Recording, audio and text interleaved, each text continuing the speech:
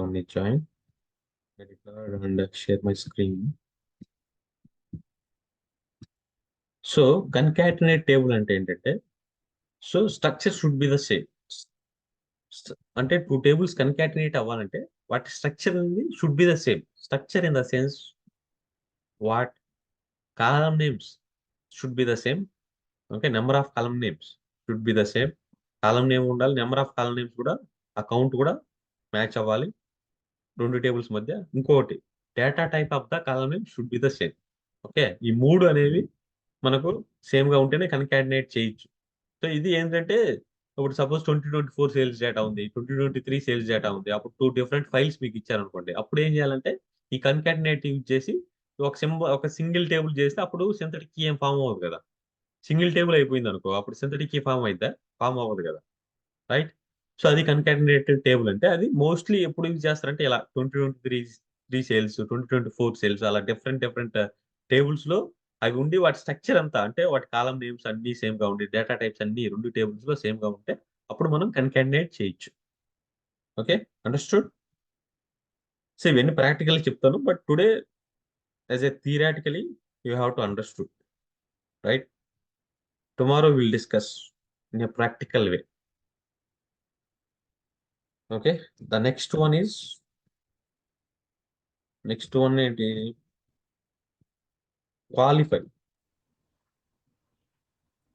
Qualify and unqualify. అంటే qualify unqualify అంటే ఇప్పుడు క్వాలిఫై యూజ్ చేశాను అనుకోండి మామూలుగా, ఇప్పుడు రీజన్ కి ఎలా ఫామ్ అయింది అంటే ఇప్పుడు ఆర్డర్స్ అనుకో, టేబుల్ ఆర్డర్స్ అది కాలం ఎలా వస్తుంది అంటే ఆర్డర్స్ డాట్ రీజన్ వస్తుంది. అంటే అలియాసింగ్ అనేది టేబుల్ అలియాసింగ్ అనేది ఇస్తుంది క్వాలిఫై అనేది. అన్క్వాలిఫై అంటే టేబుల్ అలియాసింగ్ అనేది తీసేస్తుంది. మామూలుగా మనకు రీజన్ అనేది ఉంటది. ఈ క్వాలిఫై ఇచ్చాం అనుకోండి, అప్పుడు ఆర్డర్స్ టేబుల్ నుంచి కదా రీజన్ వచ్చేది. ఆర్డర్స్ డాట్ రీజన్ అనేది ఫామ్ అయిపోద్ది. అప్పుడు ఏమైంది, అప్పుడు డిఫరెంట్ అయిపోద్ది కదా. ఒకటేమో ఆర్డర్స్ డాట్ రీజన్, ఇంకోటేమో ఇంకోటి ఏంటి, ఇంకో table I think what is that table name, person something person ఏదో ఉంది కదా. సో పర్సన్ డాట్ రీజన్ అన్నప్పుడు డిఫరెంట్ అయిపోద్ది కదా అప్పుడు, రైట్? అది క్వాలిఫై అంటే ఏంటి అంటే ఏం లేదు, ఒక టేబుల్ యొక్క అలియాసింగ్ అనేది ఇస్తుంది ఆ కాలమ్స్ కి. It will give you the aliasing of the table name. ఒక టేబుల్ నేమ్ అనేది అలియాసింగ్ ఇస్తుంది అనమాట. అది రేపు చూద్దాం. సో చూసి ఎలా చేయొచ్చు క్వాలిఫై అండ్ అన్క్వాలిఫై ద్వారా ఎలా సింథటిక్ కి రిమూవ్ చేయొచ్చు. నెక్స్ట్ వన్ ఏంటంటే జాయిన్. అంటే జాయిన్స్ చేసి కూడా మనం లెఫ్ట్ జాయిన్ అంటే అప్పుడు ఇప్పుడు జాయిన్స్ చేసాం అనుకోండి, అప్పుడు సింగిల్ టేబులే ఫామ్ అయింది కదా, right? What is meant by join? So if you want to combine or merge different tables into a single table, right? Single table గా మెర్జ్ చేయడానికి యూజ్ చేసే జాయిన్.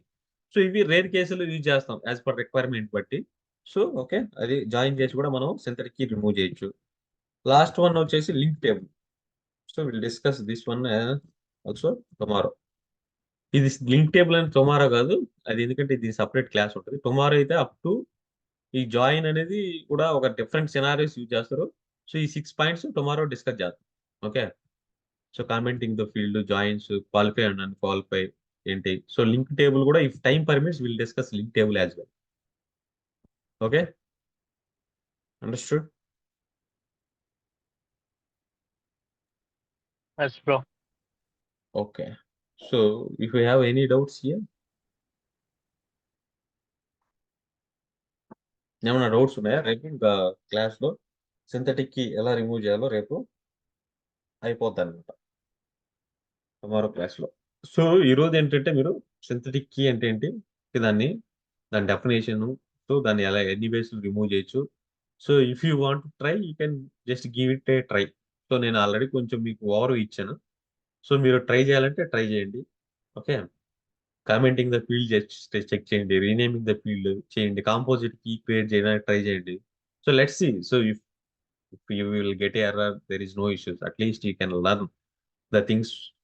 ఓకే, అట్లీస్ట్ మీరు ఈ వేలో చేయకూడదు అన్న కూడా తెలుసుకుంటారు కదా. So do a practice on these items, how to remove eliminating the synthetic key. Okay, Bro, Only between two tables only synthetic key will arrive, or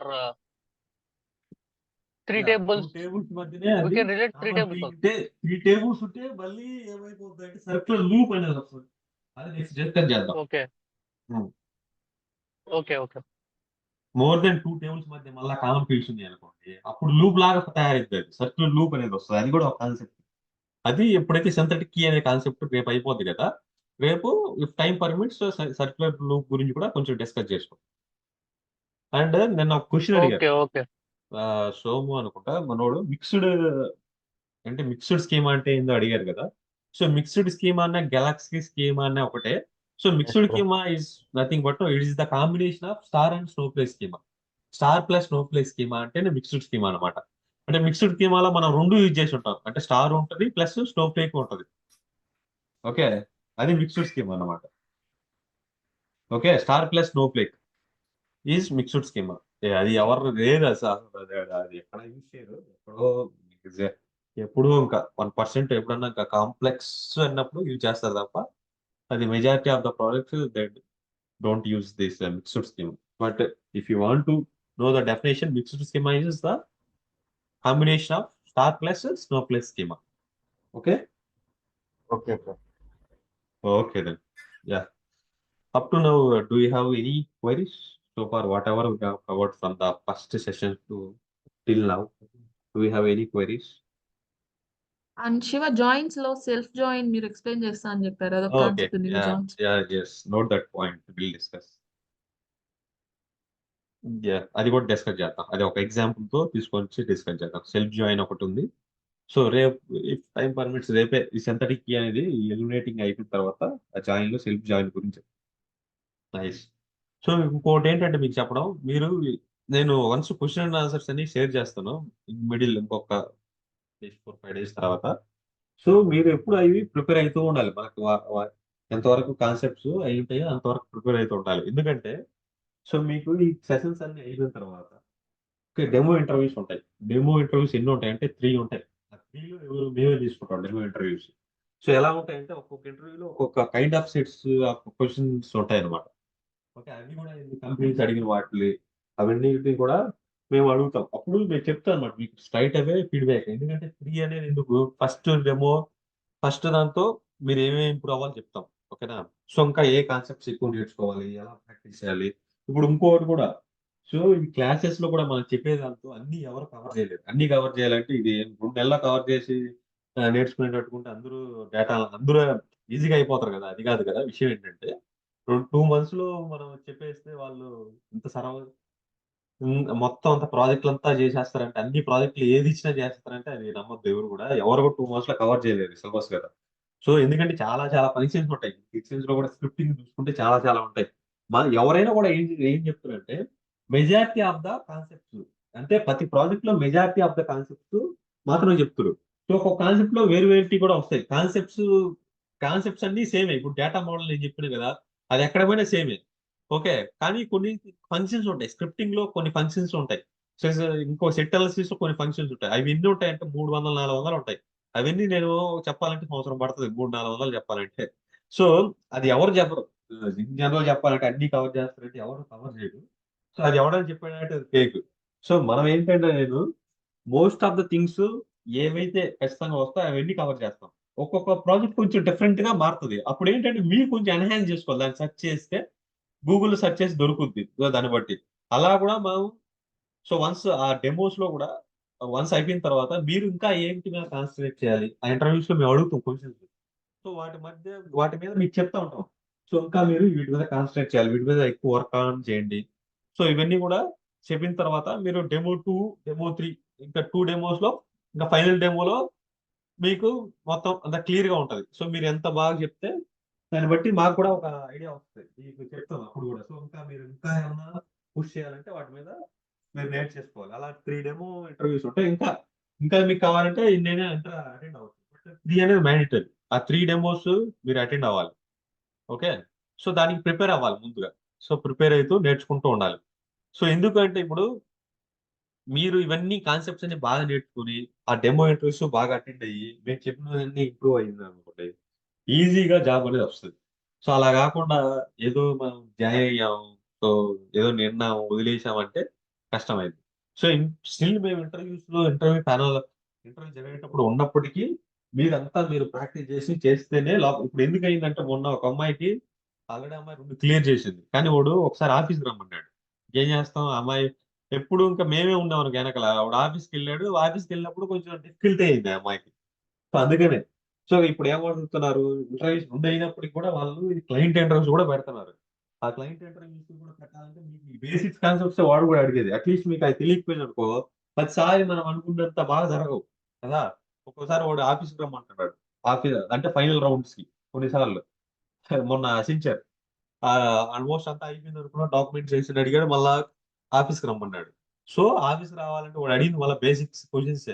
at least అవి నేర్చుకుంటే కదా, ఎప్పుడు మేము ఉంటాం అనుకుంటే కష్టం. సో మీకు జాబ్ కావాలంటే మీరు కూడా నేర్చుకుంటేనే వస్తుంది.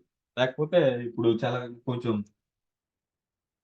వాళ్ళు కూడా కొంచెం ఒక్కోసారి ఏంటంటే ఆఫీస్కి రమ్మన్నాం కొన్ని అది చేస్తున్నారు కాబట్టి అన్నిటికీ మనం సిద్ధం అవ్వాలి. ఇప్పుడు జాబ్స్ రావాలంటే గట్టి కష్టపడాలి, ఊరికే అయితే రావు. అది కాబట్టి చెప్పినట్టు నేర్చేసుకుంటే అవే క్వశ్చన్స్ వస్తాయి, అంతా అవే రిపీట్ చేసేది. మనం ఒక 60 క్వశ్చన్స్ ఏమి ఇచ్చాను, 60-70 ఉంటాయి మన డాక్యుమెంట్ లో. సో అవి చదివాను అనుకోండి, మొత్తం దాని మీద తిప్పి తిప్పి అవి అడుగుతా ఉంటారు. కొంచెం స్క్రిప్టింగ్ అవి చెప్తాను, ఫంక్షన్స్ అవన్నీ కొంచెం ఎక్స్ప్లోర్ ఎలా చేయాలో అవి చేస్తున్నారు అనుకోండి, పర్ఫెక్ట్ అంతే. సో ఇప్పుడు డేటా మోడలింగ్ అంటే నాకు తెలిసి మీరు అదంతా బాగా నేర్చుకుని అవన్నీ చేసింటే ఒక 5 ఏళ్ళ 10 ఏళ్ళ ఎక్స్పీరియన్స్ అతను కూడా అవే చేసేది డేటా మోడలింగ్ లో. ఇంకా మీకు వాళ్ళకి పెద్ద తేడా ఉండదు. బట్ ఏంటంటే మీరు బాగా ప్రాక్టీస్ చేస్తే, మీరు ఆ కాన్సెప్ట్స్ అర్థం చేసుకొని ప్రాక్టీస్ చేసుకొని నెంబర్ ఆఫ్ టైమ్స్ ఆ డేటా గ్రాన్యులారిటీ అంటే ఏంది వాటి మీద వర్కౌట్ చేస్తే ఆటోమేటిక్ గా ఇంకా మీకు వాళ్ళకి పెద్ద తేడా ఉండదు. అది నేను చెప్పేది. సో అంతేగాని మనం ఎప్పుడు డిపెండెన్సీ పెట్టుకోకూడదు. డిపెండెన్సీ ఎప్పటికి ఉంటే ఇబ్బంది అయిపోద్ది. ఒక్కోసారి వాళ్ళు ఆఫీస్కి అయ్యి రమ్మన్నా కూడా మీకు ఇబ్బంది అయింది. రైట్.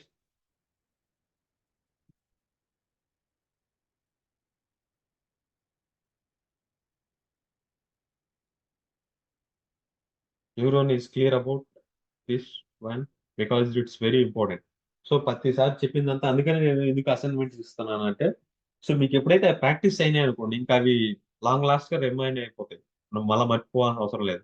వాళ్ళు అడిగేది కూడా అవే క్వశ్చన్స్, ఇవే రిపీట్. చూడండి రేపు ఇంటర్వ్యూస్ అడిగినప్పుడు మీకు అర్థమవుతాయి, రిపీటెడ్ గా అడుగుతూ ఉంటారు. సింథటిక్ సర్కిల్ లూప్స్, ఆ డేటా మోడలింగ్, ఇవి అంతే. అవి తప్ప ఇంకా మొత్తం అవే తిప్పుతా ఉంటారు.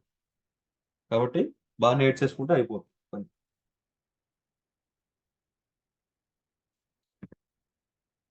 రైట్. ఇంకేమైనా డౌట్స్ ఉన్నాయి మీకు?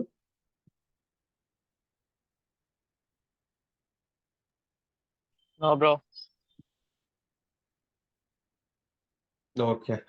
Okay then. Yeah. If there are no doubts, we are good to wrap the session today. Thanks for joining. See you tomorrow, guys. Okay bye. Bye. Bye, everyone.